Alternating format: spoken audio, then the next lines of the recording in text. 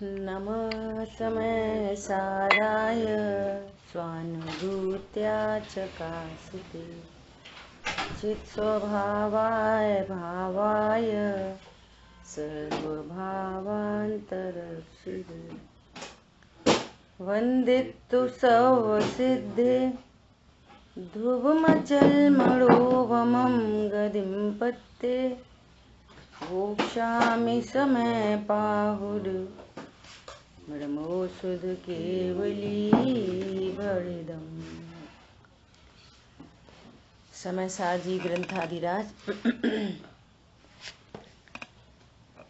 बहुत ही महत्वपूर्ण गाथा, जिन शासन की विशेष गाथा 320 गाथा पर हम लोग स्वाध्याय कर रहे हैं। अपन ने गाथार्थ देखा, जैसे नेत्र दृश्य पदार्थों को कर्ता भोगता नहीं है। कल पंडित साहब का प्रवचन सुना, वो लकीली वही प्रवचन आया जो अपना विषय चल रहा था, अकर्ता अभोक्ता।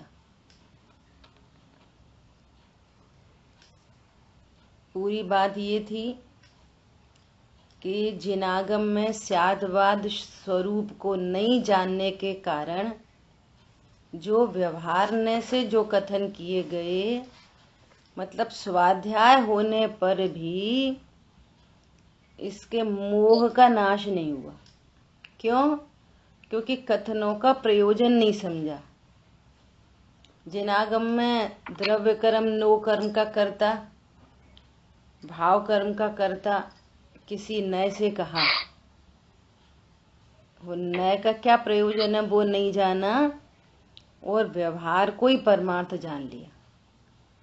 अब ये सारी सफाई होने के लिए ये गाथा है। बोलो, नेत्र क्या कर सकता है? बोलो, आंख किसे कहते हैं? प्रश्न है कि आंख किसे कहते हैं? बोलो।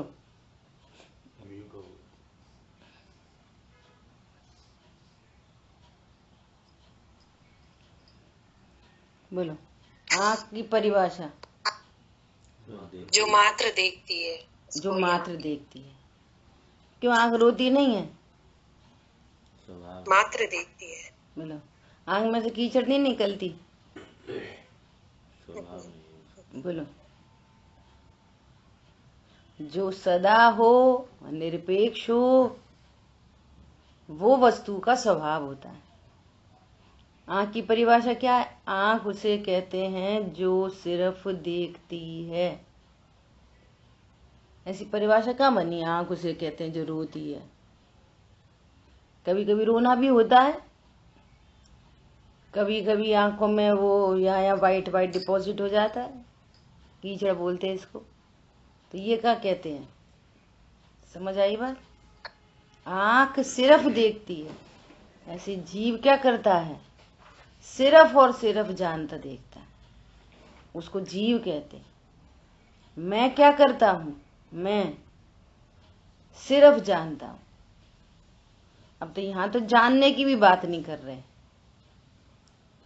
यहां तो आगे बात करेंगे।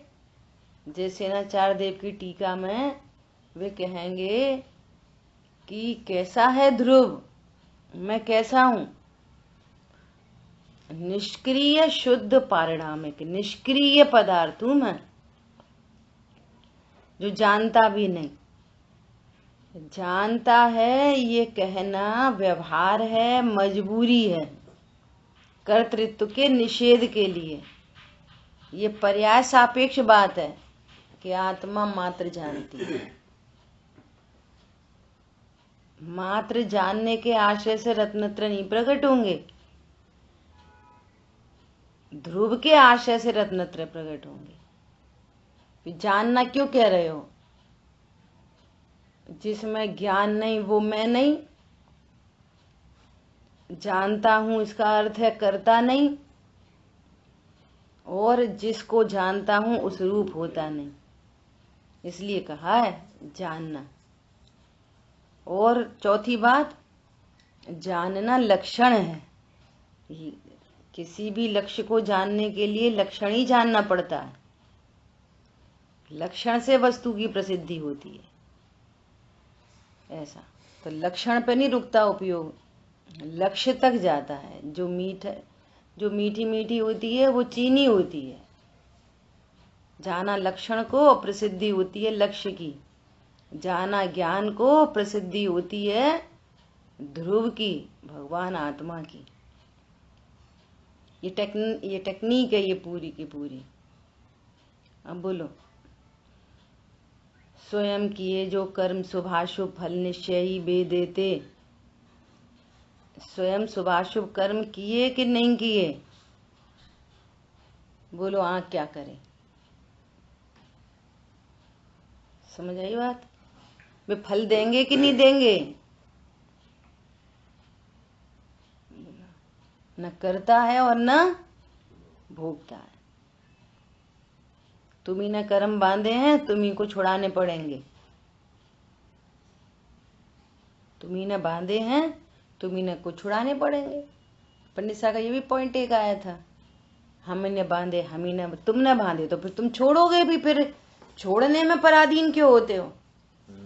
जब करने में स्वाधीन हो कि हमने किया, तो फिर तुम ही छोड़ सकते हो। जो करे वही छोड़े, करें हम, छोड़े कोई और। बहुत गजब की बात है। जैसे नेत्र दृश्य पदार्थों को करता भोगता नहीं है, किंतु देखता ही है दृश्य पदार्थों को। कंडीशन क्या है? दृश्य पदार्थों को, अदृश्य को नहीं, दृश्य को। उसी प्रकार ज्ञान अकारक तथा अवेदक है, न बंध को करता, न मोक्ष को करता, न कर्मोदय को तथा न निर्जरा को। जो भी पर्याय रूप भाव हैं उनको मात्र जानता है।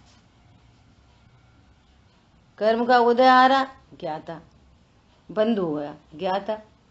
निर्जरा हो गई, ज्ञाता। मोक्ष हो गया, ज्ञाता। बोलो, तो फिर कुछ नहीं करना। कुछ नहीं करना नहीं, वस्तु देखो, वस्तु ज्ञाता ही मात्र है। श्लोक नंबर 62, आत्मा ज्ञानम स्वयं ज्ञानम ज्ञानादन्यत करोति किम। ज्ञान के अलावा क्या करे? बोलो क्या करे? ज्ञान के अलावा क्या करे? पर भावस्य कर्तात्मा मोहो अयम व्यवहारिणाम। ये व्यवहारियों का मोह है बस। ये मोह है कि मैं पर का करता हूं, मैं परिणामों का करता हूं, मैं शुभ भाव का करता हूं, मुझे अशुभ नहीं करना चाहिए, मुझे परिणाम सुधारना चाहिए।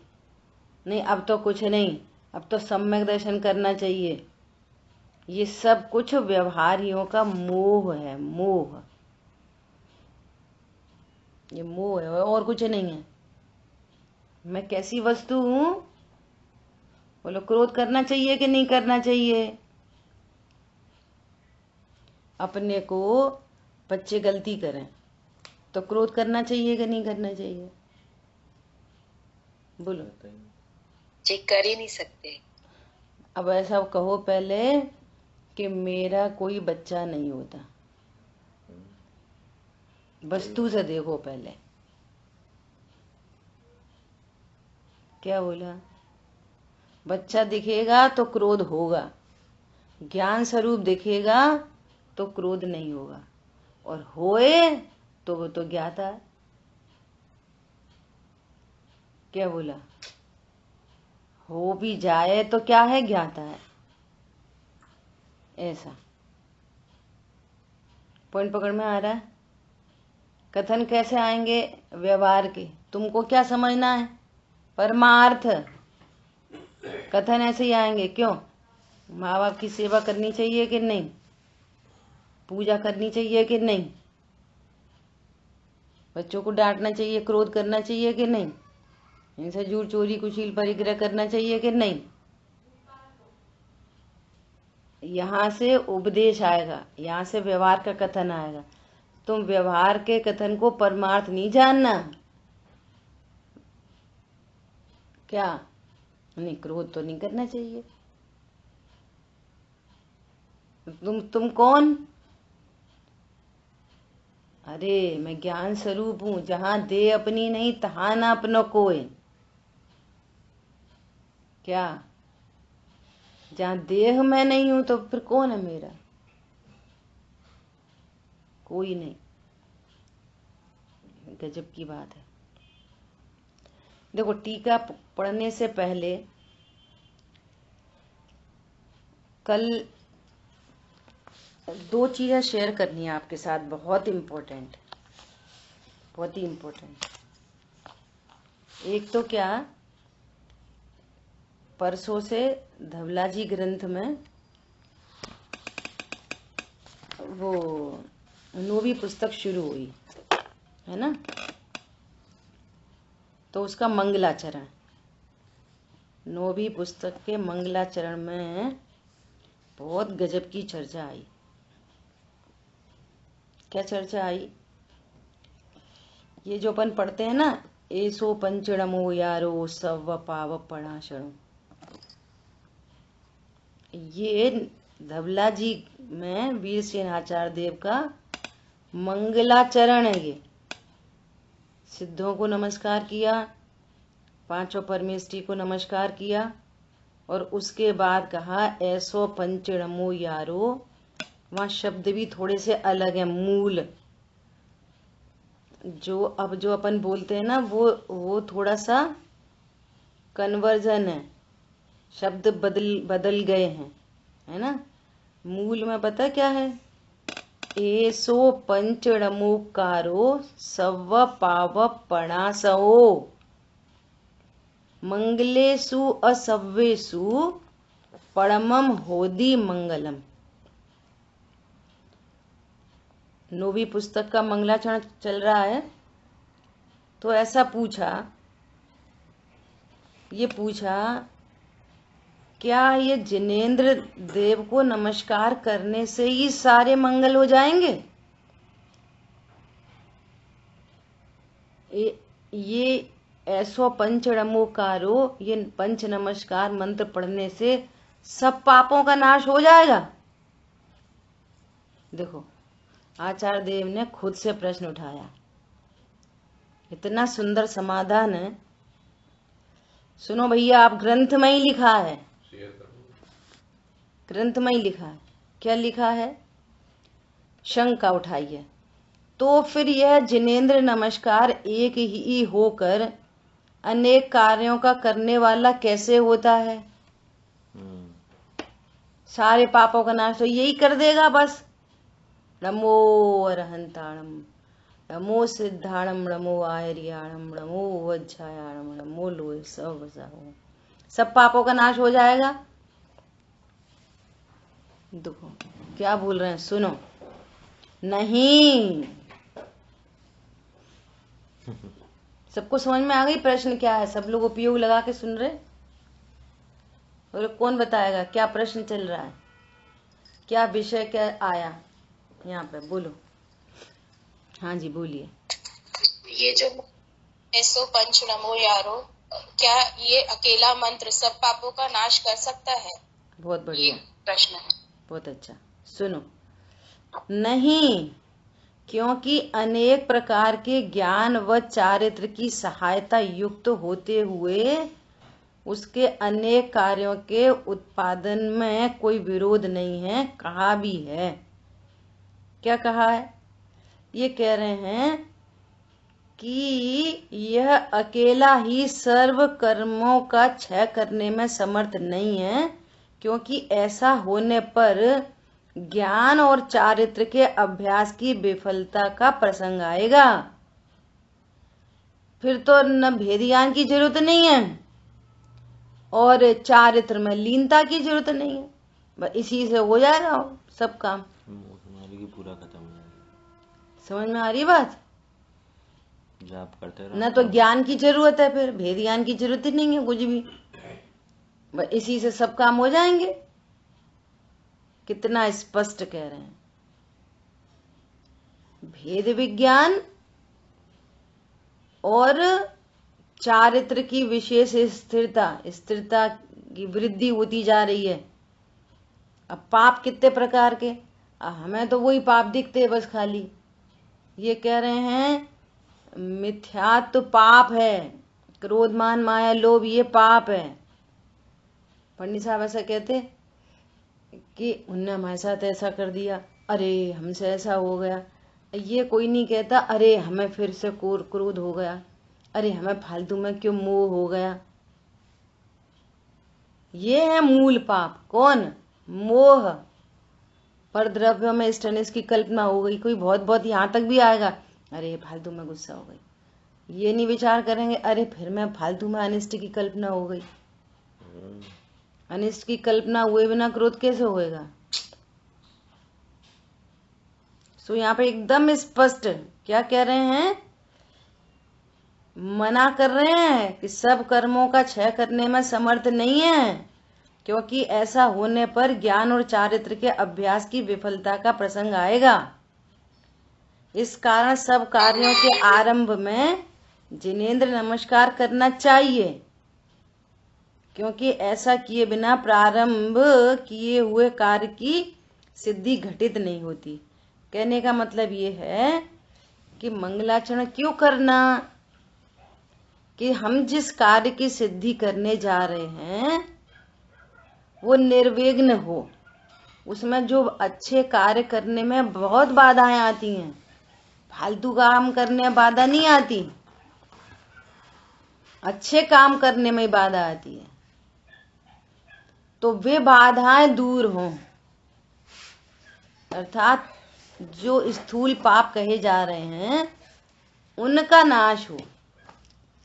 अब उसमें भी देखो दो एंगल, कि एक तो बाह्य प्रतिकूलताएं,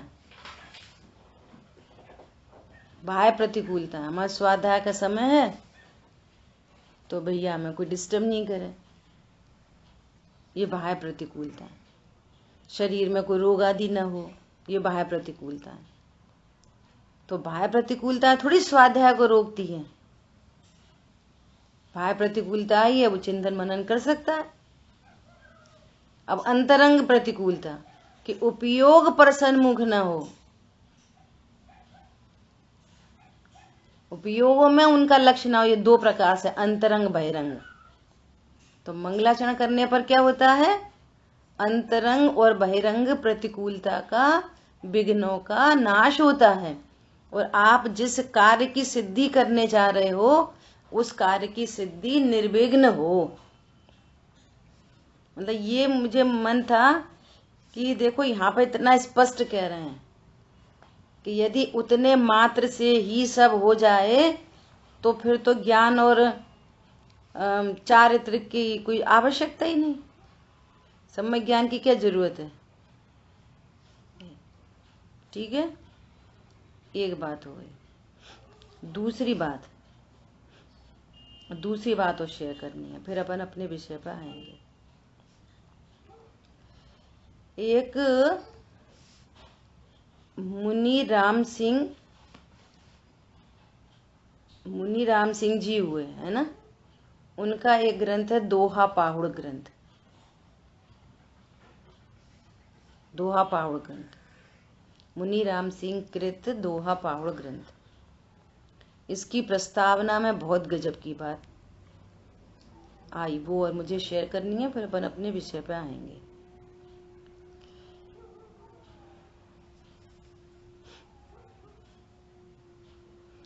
मतलब कितना कितना काम हो चुका है कि हम कल्पना नहीं कर सकते।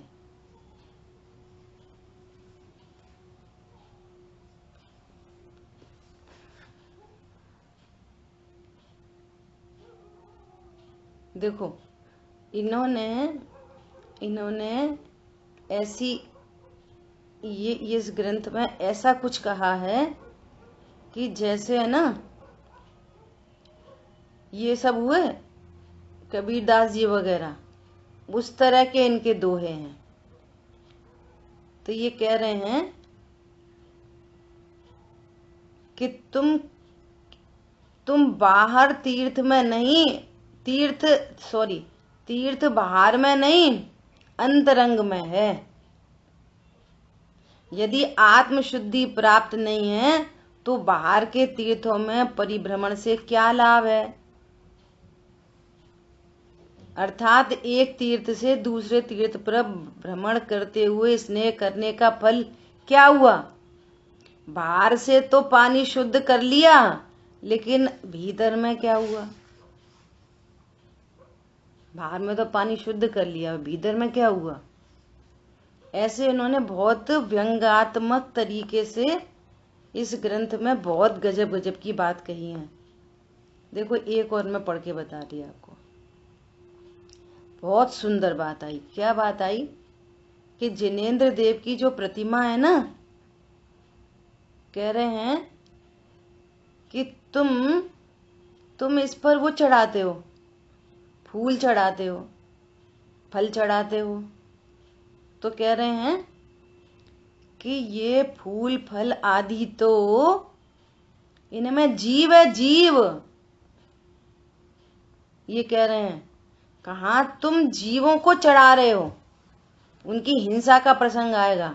और उल्टा कह रहे हैं सुनो, वो भगवान की मूर्ति को इन पर चढ़ा दो।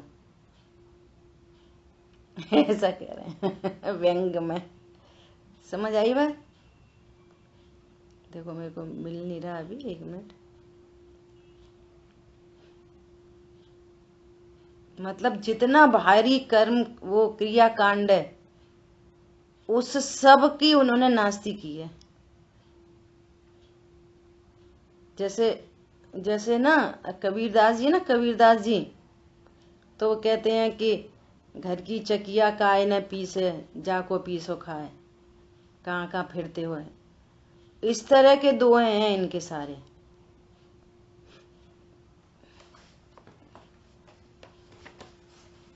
एक सेकेंड है, हाँ ये देखो क्या करें। मुनि राम सिंह कहते हैं, हे योगी तू पत्तियों को मत तोड़, फलों पर भी हाथ मत बढ़ा। जिस ईश्वर की मूर्ति पर चढ़ाने के लिए तू पत्तों, पुष्पों और फलों को तोड़ना चाहता है, उस मूर्ति को ही इन पर चढ़ा दे,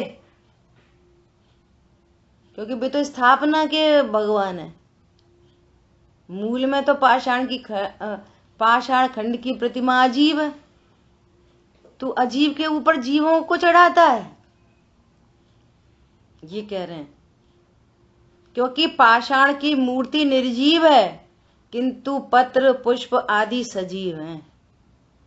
इसी प्रकार जप तप व्रत आदि तीर्थ यात्रा स्नान तथा कैशलोच की निरर्थकता का वर्णन किया है। हिंदी में भी प्रसिद्ध कबीरदास जी ने क्या किया है। कबीर कहते हैं, केसों कहा बिगारिया, जो मुंडे सो बार, मन को काहे न मुंडिये, जामे विषय विकार। केसों ने क्या बिगाड़ा है, सो उनका मुंडन करना है तुझे 100 बार। बोलो ऐसी सब, मन को काहे न मुंडिये।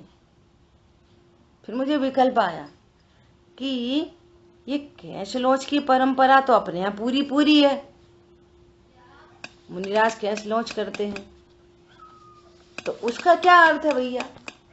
सुनो, 28 मूल गुण जितने भी है ना, 28 मूल गुण,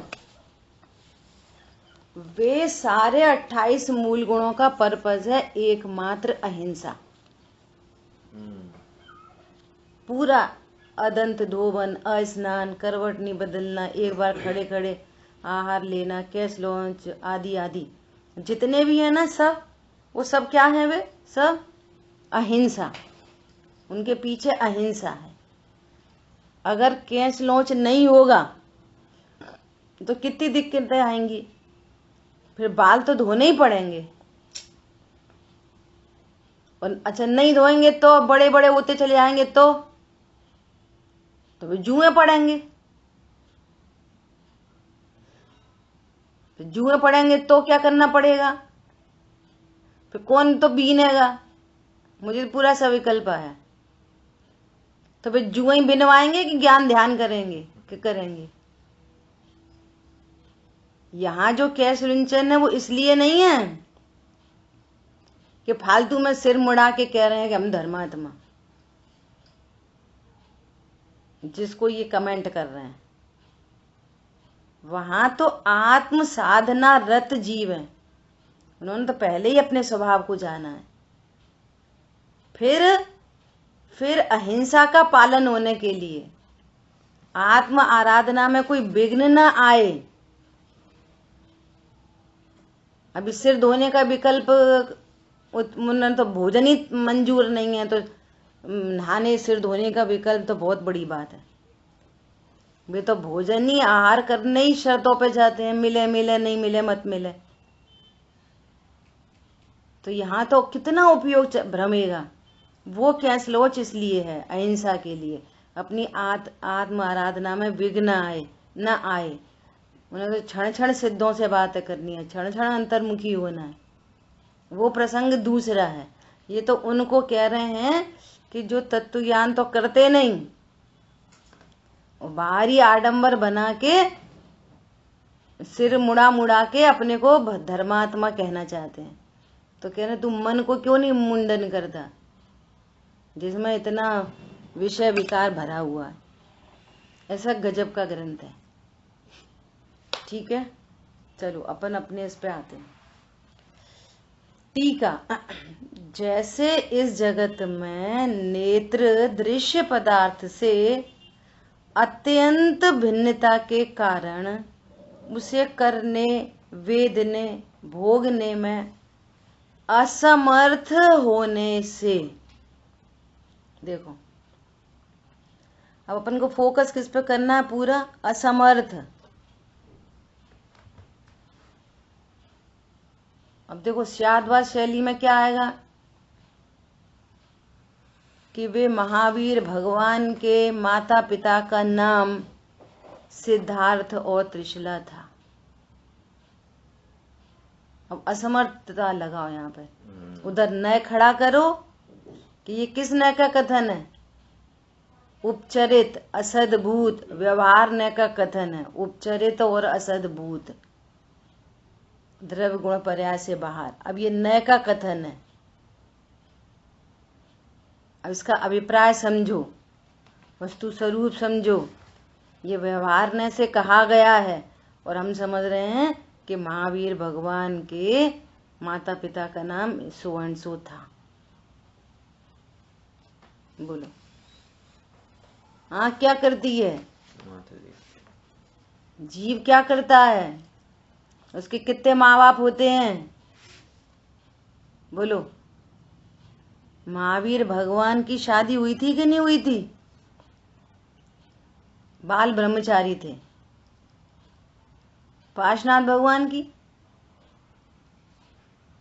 अच्छा ऋषभ देव की, ऋषभ देव की तो शादी हुई थी नहीं हुई थी? कितनी हुई थी? एक एक नय को लगा के ये असमर्थ शब्द को यूज करो तो वस्तु स्वरूप हाथ में आए। ऋषभ देव की तो हुई थी ना। अच्छा अपन तुम्हारी,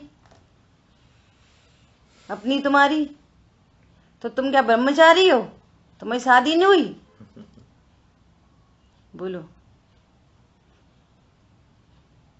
शादी हुई कि नहीं हुई अपन की? बोलो। अजय भैया कितने बच्चे तुम्हारे? 5 कि 6? असद्भुत व्यवहार ने से करी है, निश्चय से तो नहीं करी। कहते हैं करी नहीं है। हाँ, व्यवहार से करी है, निश्चय से नहीं करी। बोलो असमर्थ जैसे फेरे पड़ने के टाइम आँख क्या कर रही है, फेरे ले रही है कि देख रही है? फेरे लेने के टाइम आँख क्या कर रही है? आँख क्या कर रही थी? फेरे ले रही थी। वो आँख में ही बंधी थी, गांठ कहाँ बंधी थी? कहाँ बंधी थी गांठ? आँख में। कहाँ बंधी थी गांठ? गांठ थी, गांठ में गांठ थी। तो आँख क्या कर रही थी? आँख में तो दिखाई। बोलो, आँख क्या कर रही थी? बस देख रही। तो मैं क्या कर रहा उसमें था? दृश्य बना। मैं क्या कर रहा था? मैं कौन हूँ? मैं क्या कर रहा था? जान रहा था। जान रहा था उस समय भी मात्र, क्योंकि मैं जानने देखने वाली वस्तु हूं। अब सुनना जरा ध्यान से। अच्छा, मैं जान रहा था कि अज्ञानता कर रहा था कि मेरी शादी हो रही है? बोलो, मात्र जान रहा था कि अज्ञानता कर रहा था मेरी शादी हो रही, और फिर राग कर रहा था। जी मात्र जान ही रहा था, अज्ञानता भी नहीं कर रहा था। समझ आ रही बात? राग तो कर रहा था ना, शादी का राग। बोलो, शादी का राग कर रहा था कि नहीं कर रहा था? ओहो, नहीं कर ही नहीं सकता ना, मैं करता हूँ। वो तो राग में शादी राग था। करने का भी राग मैं नहीं कर रहा था। ओहो, कर्मोदय को भी जानता है, करता नहीं। अब उस समय अब्रह्म का बंध हो रहा था, तो अब्रह्म का बंध तो किया ना अपन ने ही। बोलो, अब ब्रह्मचर्य लेंगे तब बंध रुकेगा। ऐसे थोड़ी शादी करते रहो, शादी करते रहो, वो अब्रह्म होता रहे और हमने शादी नहीं करी। बोलो, असमर्थ।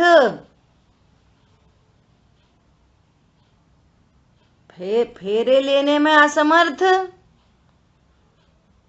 और शादी करने का जो भाव हो रहा है उसको उत्पन्न, उसको भी करने में असमर्थ। फिर हमने सोची, उनने सोची किन्होंने, नेमिनाथ, उनने सोची, राजा नेमी ने, कि शादी करेंगे हम, तो शादी करेंगे।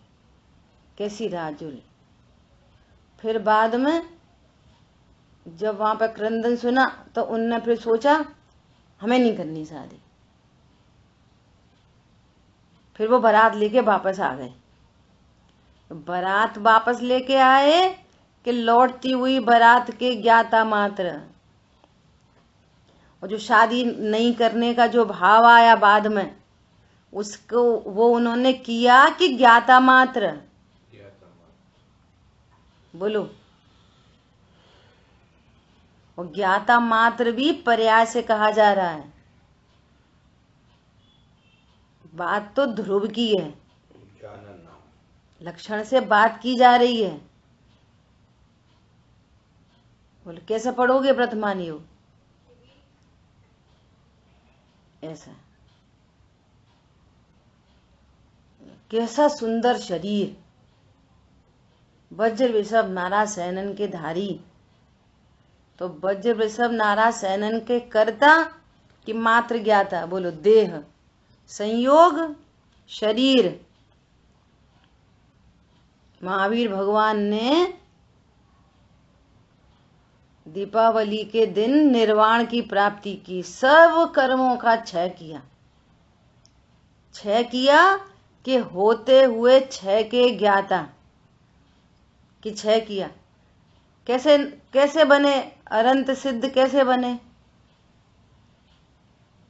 कर्मों का नाश करके, कर्मों का बंध करके। कैसे हुए? बोलो। ना कर्मों का बंद किया, ना कर्मों का नाश किया। वो अपने तब आपके आशुष नहीं, अब तो स्वभाव ये, सन्मुख अरे मात्र ज्ञाता रहकर अरे बे अरंती नहीं बने, सिद्ध नहीं बने। अरंती कहाँ बने? ध्रुव अरंत कहाँ बना? कौन बना अरंत? अरंत के भी ज्ञाता, सिद्ध के भी ज्ञाता।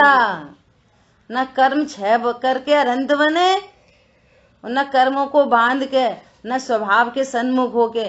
वो पर्याय हुई स्वभाव मेरे सन्मुख, मैं किसी के सन्मुख अन्मुख नहीं होता। क्या बोला? अरहंत सिद्धाचार्य पाठक साधु हैं परमेश टिप्पण, सब आत्मा की अवस्थाएं हैं बे। आत्मा नहीं है, आत्मा अरंत नहीं होता, आत्मा सिद्ध नहीं होता। फिर यही गलती हो जाएगी कि वे अरंत हुए सिद्ध हुए, तो फिर पहले कौन थे? पहले कौन थे? ध्रुव थोड़ी थे, पहले मुनि थे। फिर मुनि से पहले कौन थे? अज्ञानी थे। अरे जब अज्ञान दशा थी कर्मोदय, तब भी ध्रुव तो ध्रुव है। रत्नत्रय प्रकट हुए, ध्रुव तो ध्रुव है। मुनिपना आया, उसके ज्ञाता, ध्रुव तो ध्रुव है। अनंत पर्याय उत्पन्न हुई, सिद्ध पर्याय उत्पन्न हुई, न मोक्ष का करता न बंध का करता। ये बात चल रही है। कैसे हुए अरंत? कर्म का क्षय करके कि स्वभाव दृष्टि से? अरे अरंती नहीं हुए, अरंत के ज्ञाता। क्या? साक्षात शुद्ध निश्चय से कहा जाता है, या फिर सद्भूत उपचरित अनुपचरित व्यवहार न से कहा जाता है कि अरंत अवस्था को प्राप्त किया। असद्भूत न से कहा जाता है कर्मों का क्षय किया। कर्मों का क्षय किया, ये किसने का कथन है? कर्मों का क्षय किया किसने का कथन है? अनुपचरित असद्भूत व्यवहार ने का कथन। द्रव्य गुण पर्याय की सीमा के बाहर असद्भुत व्यवहार में। बोलो, वो भी कौन सा? अनुपचरित व्यवहार ने का कथन है। और ये व्यवहार ने को कुछ भी कहें सातों ही नए अमूढ़ता पहचान है। कुछ भी कहें सातों ही नए, मैं तो ध्रुव हूं, सातों नए तरह तरह के कथन करेंगे, लेकिन मैं कौन हूं? न बंध का करता, न मोक्ष का करता, न कर्मोदय का करता, न निर्जरा का, मात्र जानता ही हूं। क्यों नहीं करता? क्योंकि त्रिकाली ध्रुव भगवान आत्मा किसी भी पर्याय का, किसी भी परद्रव्य का कुछ करने में असमर्थ है। असमर्थ है। अच्छा, तो ऐसा दीनहीन है, कुछ नहीं कर सकता। बोलो, वो अंबानी और उसकी पत्नी बर्तन मांजने में असमर्थ है। कितनी परेशान रहती होगी, नहीं बर्तन भी नहीं मांज सकती वो। पागल हो गए? बर्तन नहीं मांज सकती मतलब 1000 नौकर चाकर लगे हैं, जरूरत ही नहीं है। इतना परिपूर्ण हूं, किसी पर्याय की मुझे जरूरत नहीं है। इतना वे पर्याय मुझे देखकर परिपूर्ण हूं। अभी नौकर चाकर अंबानी के घर में किसी की नौकरी लग जाए तो वो कृतकृत होते हैं, नौकर चाकर। नहीं आई समझ में? वो पर्याय निहाल होती है मुझे देखकर।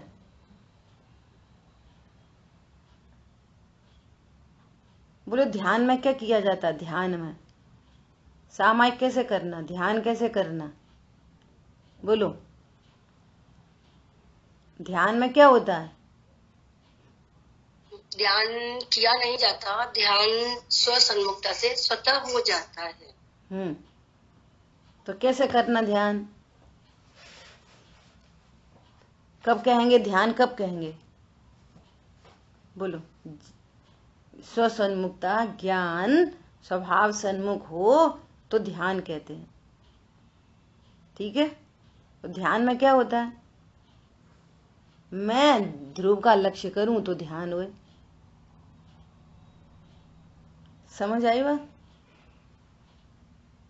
क्या कह रहे हैं, ध्यान में मैं कहीं नहीं जाता, ध्यान में कोई मुझसे मिलने आता है।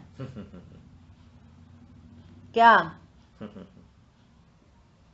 मुझे ध्यान नहीं करना, क्यों, मैं तो ध्येय तत्व हूं। ध्यान उसे कहते हैं जहां पर कोई मुझसे मिलने आता है, उसको कहते ध्यान। तुम ध्यान करना, तुम पहले ही मिथ्यात्व लेके बैठते ध्यान करना है। समझ आई बात? तो पहले ही स्थापना पर्याय में ध्यान करना है, सामायिक करनी है। पहले ही उल्टा लेके बैठ गए, पहले ही लोटा उल्टा रखा है। पॉइंट पकड़ में आ रहा है? विज्ञान की पर्याय आती है मुझसे मिलने, श्रद्धा की पर्याय आती है मुझसे मिलने, चारित्र की पर्याय आती है मुझसे मिलने। मैं नहीं जाता, आई एम द बॉस। वे हैं वॉचमैन, हम तो बॉस हैं। क्या? तो बेमाला माल हो जाती हैं। रत्नत्र की निधियां बरसे हुआ सुमाला माल, बेमाला माल होती हैं मेरे आश्रय से। मतलब अपनी, इसका नाम है जीव की स्वीकृति, इसका नाम है जीव तत्व की स्वीकृति, इसका नाम है, पर्याय की स्वीकृति है। ऐसे थोड़ी जिन शासन में करने के नाम पर जो 5 समवाय को लेके होता है, वो तत्व ज्ञान भी 5 समवाय को लेते हुए होता है। उसका ही एक अकेला उपदेश है, तत्व निर्णय करो। वो भी वास्तव में होता है। और कैसे होता है कि ऐसा जीव, इसका नाम है जीव का निर्णय, इसका नाम है। और वो निर्णय पर्याय करती है, मैं नहीं करता कोई निर्णय विर्णय। ऐसा एक ही काम है बस करने के नाम पर, वो भी उपदेश है, होता है 5 समवाय को लेते हुए। और निर्णय किसको कहते हैं? उसको कहते हैं ऐसा परिपूर्ण भाषित हुआ। असमर्थ है, असहाय शब्द बोलते हैं, असहाय। असहाय का अर्थ है जिसको सहाय की जरूरत नहीं। जीव, जीव का ऑपोजिट क्या हुआ? अजीव।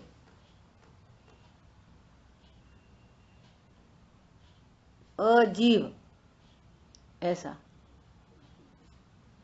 सुख का उल्टा क्या है? दुख नहीं, अदुख। समझ आई है? अदुख, सॉरी असुख। सुख का उल्टा असुख, असुख, ऐसा।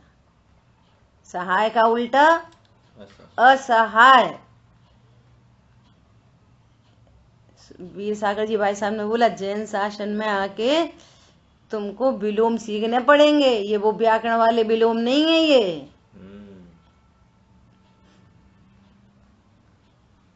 अब सुख का उल्टा असुख, तो असुख का अर्थ दुख नहीं, सुख से अन्य जो गुण है ना, ज्ञान श्रद्धा चारित्र, वे इसमें गर्भित हो जाएंगे। सुख से ओपोजिट। जैसे अजीव में कौन शामिल हो गया? पुद्गल, धर्म आकाश काल सब, वे हैं अजीव। ऐसा क्या बोल रहे हैं? असमर्थ होने से। असमर्थ है भाई, असमर्थ है। आंख क्या करे? रोटी बनाए कि रोटी खाए कि नहाए कि धोए कि मंदिर जाए कि पूजा करे कि दया करे कि दान करे कि किसी को देख के दया आ गई। किसको दया आई? आंख को।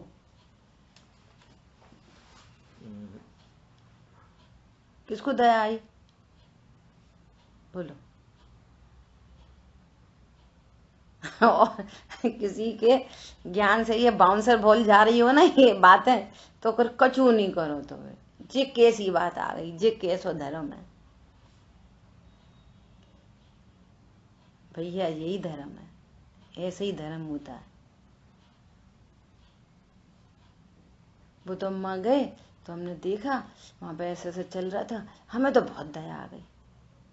और किसी ने बोला कि अरे एक बात है, आप तो सही में बहुत मंद कसाई जी हो, तो ये खुश हो गए। वो कह रहे हैं कसाई, और जी खुश हो रहा है। ये मंद चोर है, ये मंद झूठा है, ये मंद हिंसक है। कैसा लगेगा? मंद कुशील है, मंद परिग्रही है, मंद झूठा है, एकदम मंद झूठा। मंद कसाई में प्रसन्न है। बोलो, मुझे दया का भाव आया कि नहीं आया? अब दया का भाव नहीं आया, जैसे आंख को दया का भाव नहीं आता, ऐसे मुझे दया का भाव नहीं आता। अब दया करनी चाहिए कि नहीं करनी चाहिए, ये बात किधर से आएगी? बोलो, अपन को किसी को देखकर दया करनी चाहिए कि नहीं करनी चाहिए? कोई को ऐसे देखो बेचारे को रोता भी लगता, तो दया करनी चाहिए कि नहीं? बोलो। नहीं, दया तो करनी चाहिए, पर करता नहीं जानना। ऐसे थोड़ी।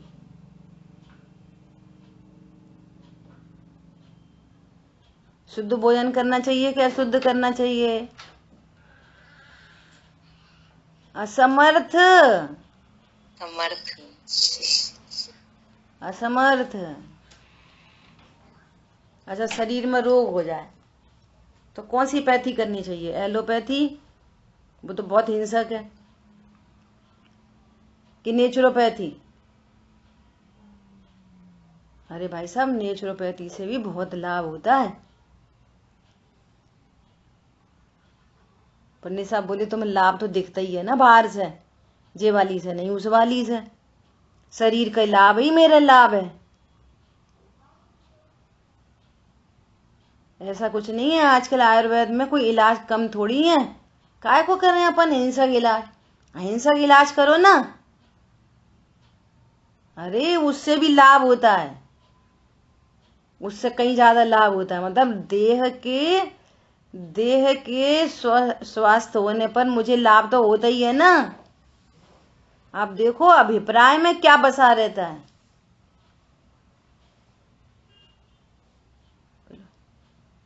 कौन सी पैथी करनी चाहिए?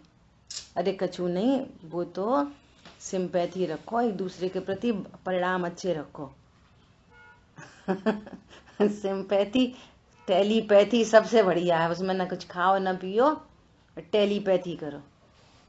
तुम हमारे बारे में अच्छी भावना भाव और हम तुम्हारे बारे में अच्छी भावना भाएं। क्या अच्छी भावना भाएं?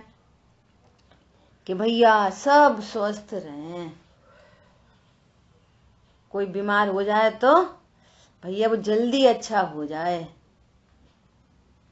नहीं भानी चाहिए, भावना नहीं मानी चाहिए कोई को कोई के बारे में। असमर्थ। बोलो, आप कल्पना करो, अभी तो जाने कहाँ कहाँ ठिकाने पड़े हैं। हमारी भावनाओं से दूसरे में कुछ होता है। घर में एक कोई बीमार हो जाए तो सब उसके बारे में भावना भाव, सब के सब मिलके वो करो रमुकार मंत्र का पाठ। शांति धारा। अब शांति धारा तो हो गई एक दफे, अब दोबारा दोबारा नहीं। तो रमुकार मंत्र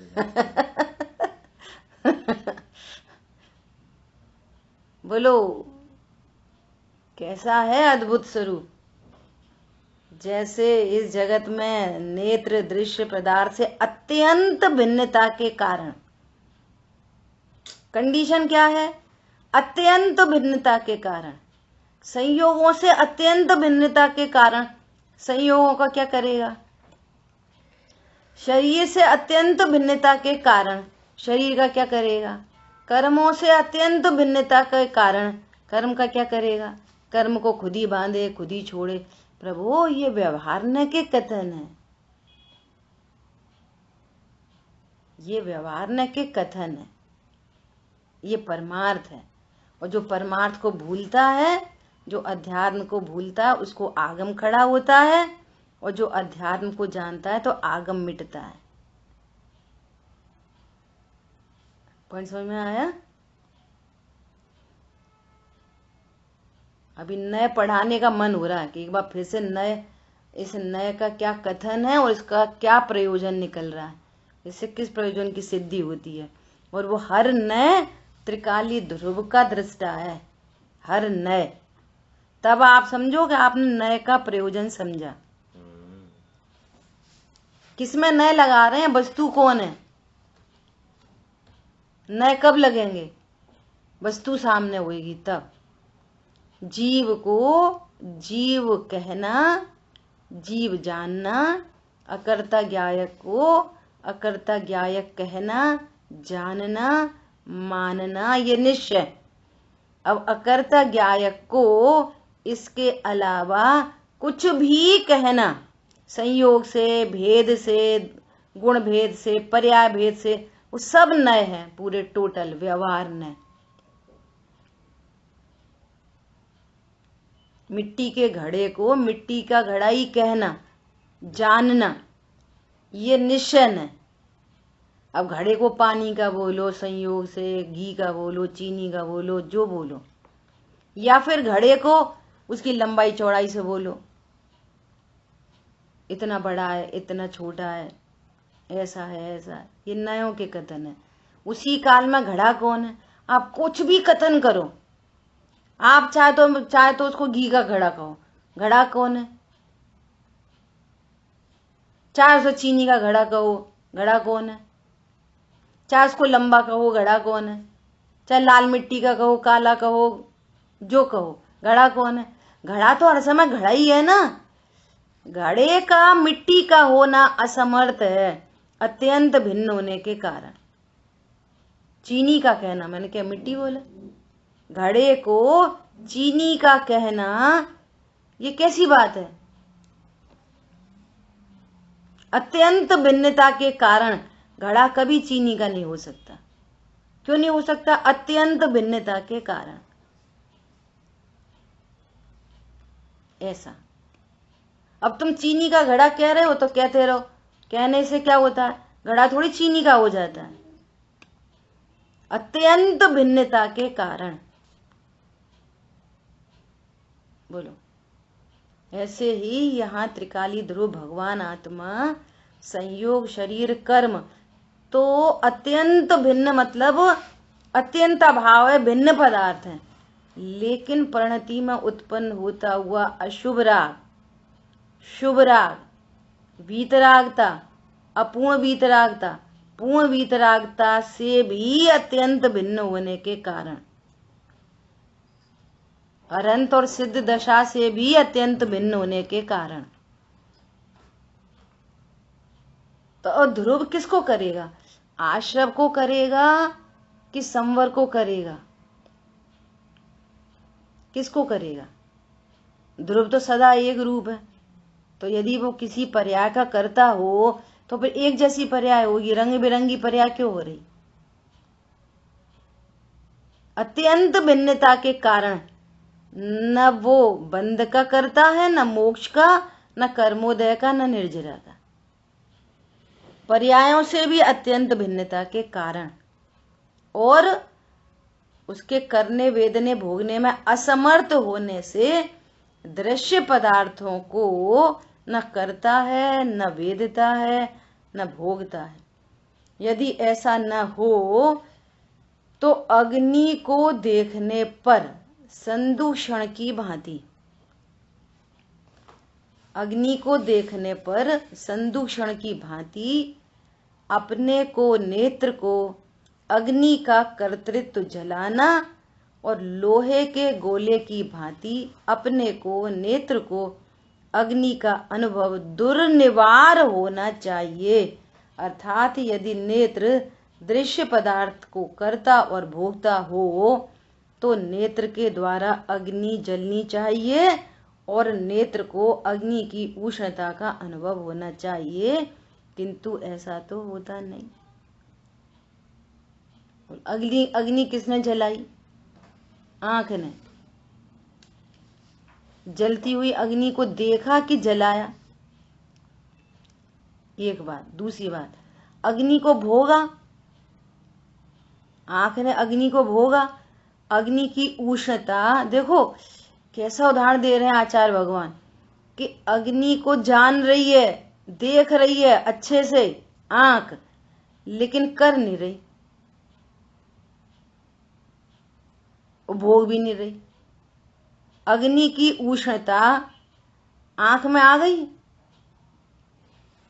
अग्नि की उष्णता आंख में आ गई? उष्णता को भोग सकती है अग्नि? जल जाएगी। जल तो तब जाएगी जब भोगेगी, भोगती है ही नहीं। अब देखो, कुंदकुंद आचार्य देव ने दृष्टांत दिया किसका? आंख का। और अमृतचंद आचार्य देव महान, उन्होंने दो दृष्टांत दिए अलग अलग। करने का दृष्टांत अलग और भोगने का दृष्टांत अलग। क्या कह रहे हैं? ये संदूषण मतलब अग्नि जलाने वाला पदार्थ, जैसे माचिस, लाइटर, ये क्या है? अग्नि जलाने वाले पदार्थ वो हैं। आंख थोड़ी है अग्नि जलाने वाली पदार्थ। अब आंख ने तो जलती हुई अग्नि को देखा है, न कि जलाया है। ऐसा तो आंख कोई जलाने वाला पदार्थ नहीं है जो अग्नि को उत्पन्न कर दे, वो अग्नि का कर्ता। समझ आई बात? और न भोगता। भोगता में क्या कहा कि यदि लोहे के गोले को अग्नि पर रखा जाए तो लोहे का गोला क्या करता है? चारों तरफ से अग्नि को एब्जॉर्ब करता है, वो स्वयं उष्ण हो जाता है। तो करने के एग्जाम्पल में वो दे रहे हैं संदूषण, मतलब जलाने वाले पदार्थ। तो ऐसी आंख नहीं होती जलाने वाली पदार्थ, वो तो देखती है बस। जलाने वाली पदार्थ नहीं है अग्नि। और लोहे के गोले की भांति भोगने वाला पदार्थ नहीं है अग्नि, वो सॉरी आंख। देखो एक फनी सा दृष्टांत है, शेष चर्चा आगे करेंगे। क्या हुआ कि ट्रेन में जब बहुत भीड़ होती है ना, पहले होते थे ये सब काम, और जनरल में जाना है तो क्या करा, जल्दी से रूमाल डाल दिया खिड़की में से। अरे हमारी सीट, हमारी सीट, हमारी सीट, ऐसा करते हैं हम ना, रूमाल से रोक दी सीट। तो दूसरा व्यक्ति पहुंचा अंदर तो वो बोला कि भाई साहब रूमाल हटाओ। बोले क्या को हटाए? हमने सीट घेरी है, हमारी सीट है। तो वो क्या बोला, तुमने रूमाल डाला ना उससे पहले मैंने देखी थी, मैंने देखी है, सो मेरी सीट है। पॉइंट समझ में आया? तूने तो रूमाल डाला, मैंने तो देखी। तो वो उससे क्या झगड़ा करने लगा। वो बोलता है कि तूने रूमाल डाल दिया, रूमाल ताजमहल पर रखिया रूमाल, तेरा हो जाएगा।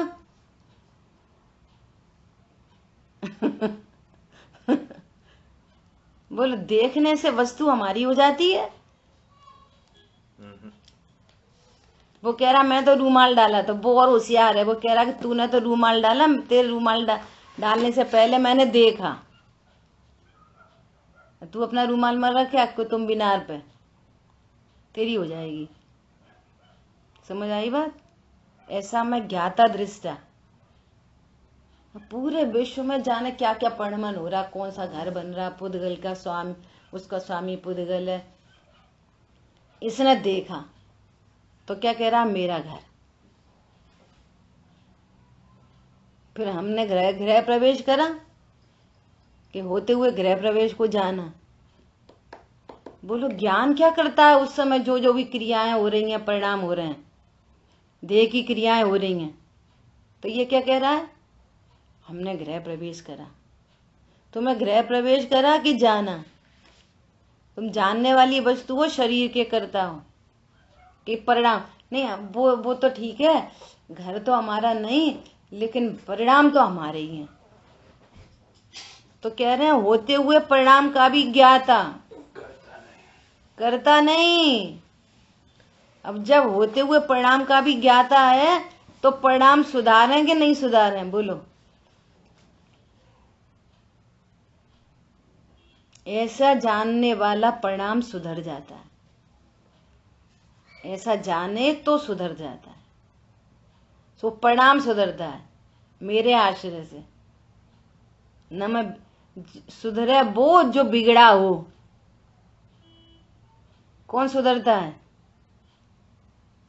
जो बिगड़ा हो। तो ये बोला नहीं तो सुधारने अपन को सुधरना, तो तू अपने को बिगड़ा महसूस कर रहा है अभी, तभी तुम्हें सुधरना है। वही बाई बोलती है, वो ऐसा कुछ बोलेगी, आंटी मिर्ची काट दो। उन्होंने काटो नहीं, सुधार दो। काटो नहीं, आप हर चीज सुधारते हो। हम ना बेटा अच्छे अच्छे को सुधारते। मिर्ची मिर्ची क्या? समझ में आ रही है? कौन सुधरता है? कौन सुधरता है? जो बिगड़ा उसको सुधरता है। जो बिगड़ा ही नहीं वो क्या सुधरे? देख लो अपनी स्थापना कहां कहां हो रखी होती है। और परिणाम सुधारने, क्यों सुधारने? परिणामों से लाभ समझता है, परिणामों से हानि समझता है, इसलिए सुधारने हैं परिणाम। और ध्रुव परिणामों से अत्यंत निरपेक्ष है। परिणाम क्यों सुधारने? बीच में चर्चा आई थी एक दिन, परिणाम क्यों सुधारने? कि परिणामों से मुझे लाभ होता है, परिणामों से मुझे हानि होती है। और मैं वो तत्व हूं जो उत्पाद व्यय निरपेक्ष ध्रुव जीवन हमारा है। उत्पाद व्यय से रहित, ऐसा। ठीक है, शेष चर्चा आगे करें। जिन वाणी के ज्ञान से सूझे लोकालोक, तो वाणी मस्तक नमो सदा देत हूँ दो। बोलिए द्वाशामयी जिनवाणी माता की जय। जय जिनेन्द्र सभी। जय जिनेन्द्र।